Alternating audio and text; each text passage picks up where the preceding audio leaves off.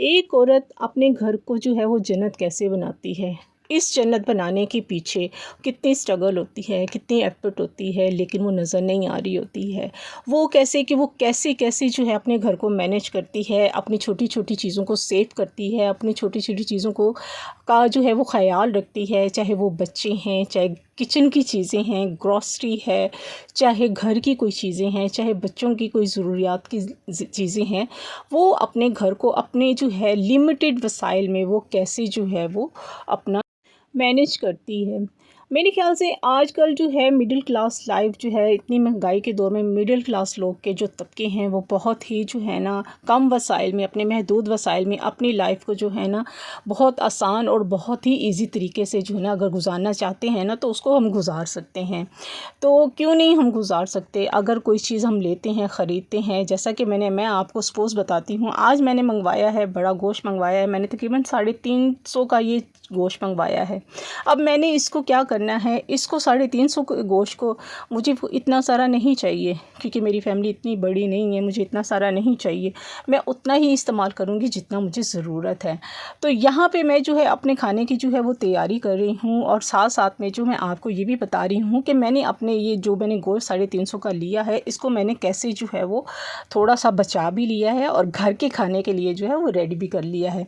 अच्छा, जितना मुझे ज़रूरत था गोश्त उसमें से मैंने निकाल के एक साइड पे कर लिया था, और थोड़ा सा जो था वो गोश्त जो था मेरा बच गया था, क्योंकि यहाँ पे मैं बना रही हूँ आलू गोश्त।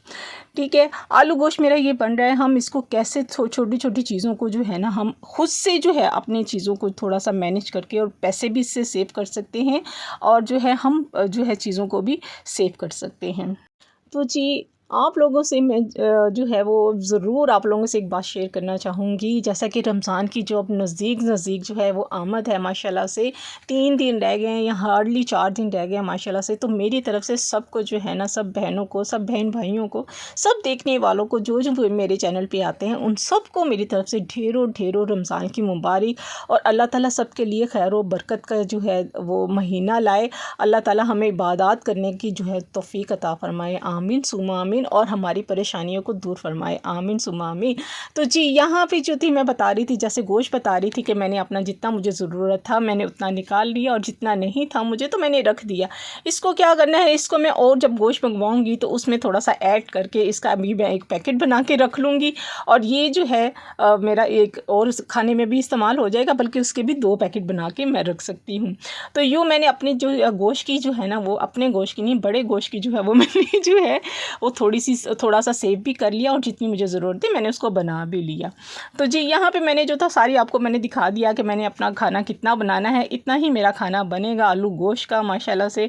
और हम आराम से ईज़िली जो है ना हम सब घर वाले जो हैं वो खा लेंगे माशाल्लाह से। और एक मैंने बना लिया है पैकेट, उसको और मंगवाऊँगी तो और डाल के मैं उसका पैकेट बना के रख दूँगी। ये छोटी छोटी टिप होती है ना, हम लोगों को पता भी नहीं होता है, और हम बाज़ दफ़ा ये होता है कि हम लोगों को नहीं पता होता और हम काम यूँ ही कर जाते हैं, और बाद में याद आता है तो कि यार ये तो गोश्त में थोड़ा सा निकाल लेती हूँ, मेरा इतना सारा सालन जो अगले दिन ज़ाया होगा, बेहतर है कि इसको मैं क्यों ना पहले निकाल के रख लूँ।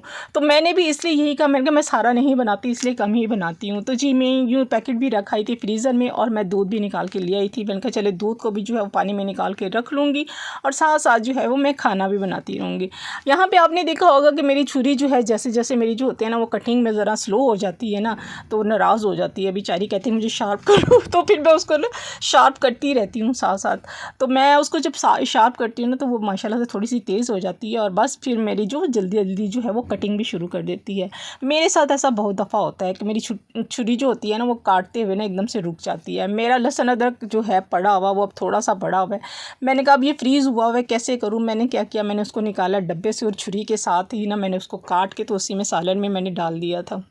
जैसे कि मैंने आपको बताया है कि मेरे पास क्यूब बॉक्स नहीं है, तो इसलिए मैंने जो है ऐसे ही बना के जो है ना ऐसे पैकेट में ट्रांसपेरेंट बॉल में डाल के मैंने रखा हुआ है, और मुझे ज़रूरत होती है जब ज़्यादा फ्रीज़ होता है तो मैं इसको काट के बीच में डाल देती हूँ छुरी के साथ। अगर और नहीं होता तो मैं पहले क्या करती हूँ, खाना पकाने से पहले आधा घंटा पहले बाहर निकाल लेती हूँ।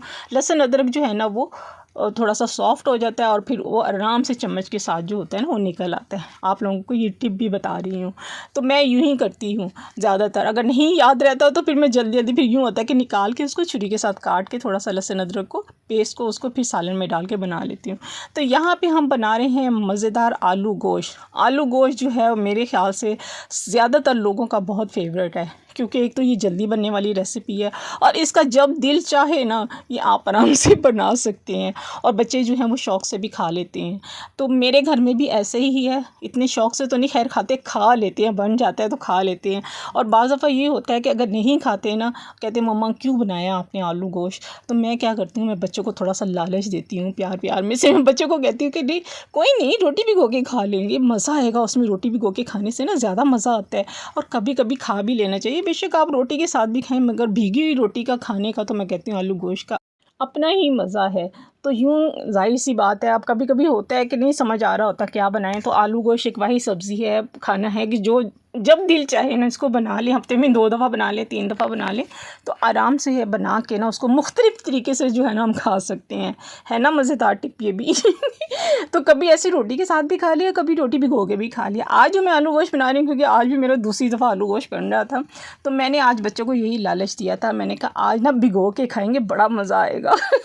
तो यहाँ पे मैंने जो बना लिया था गोश्त, आलू गोश्त, ये मैं देख रही थी यहाँ पे बोटी गल गई है माशाल्लाह से, अच्छे से जो थी वो गल गई थी।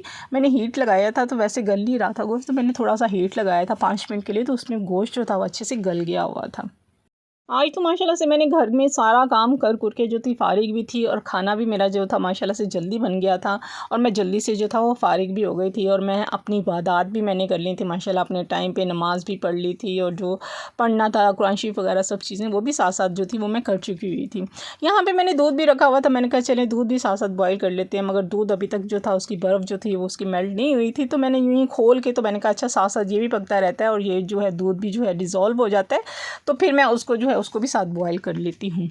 अच्छा, बाज़ दफ़ा हमारी रूटीन इसलिए भी ख़राब हो जाती है, अगर हम टाइम पे काम ना करें ना, तो हमारी रूटीन इसलिए भी ख़राब हो जाती है कि हम टाइम पे काम नहीं करते हैं। जैसे जैसे हम अपने काम को जो है ना वो टाइम पे जो है ना वो करते रहेंगे ना, हर काम को टाइम जल्दी जल्दी देते रहेंगे, तो काम भी जो है हमारा वो जल्दी से ख़त्म होता जाएगा।